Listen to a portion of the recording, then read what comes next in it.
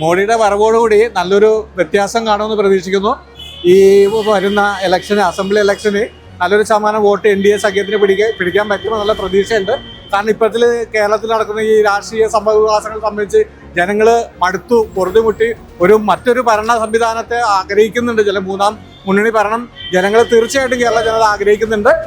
Tripura model ഒരു മാറ്റം കേരളത്തിൽ ഇപ്രാവശ്യം ഉണ്ടാവും എന്നുള്ള പ്രതീക്ഷയുണ്ട്.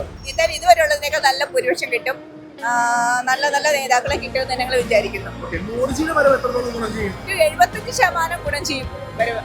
ഈ പ്രാവശ്യത്തെ മോദിജിയുടെ വരവ് നമ്മുടെ കേരളത്തിൽ ഒരു 15 സീറ്റ് മസ്റ്റായിട്ട് കിട്ടും. 100%. നിങ്ങൾ 30 പ്രതീക്ഷിക്കുന്ന 15% മസ്റ്റായിട്ടോ ഓർഡർ കിട്ടും. മോദിജിക്ക് അനുകൂലമായിട്ട് കേരളത്തിൽ ഒരു ഭരണം കിട്ടുമെന്ന് വിചാരിക്കുന്നു. BJPക്ക് ഒരുപാട് ഗുണം ചെയ്യാനാണ് സാധ്യത. കാരണം നമുക്ക് ഇവിടുത്തെ ഭരണവികാരം ഇത്തിരി മോശമാണ്. അപ്പം അതുകൊണ്ട് ചിലപ്പോൾ മിക്കവാറും മോദിജി വന്നുകൊണ്ട് മുന്നോട്ട് പോകാൻ സാധ്യതയുണ്ട് BJP.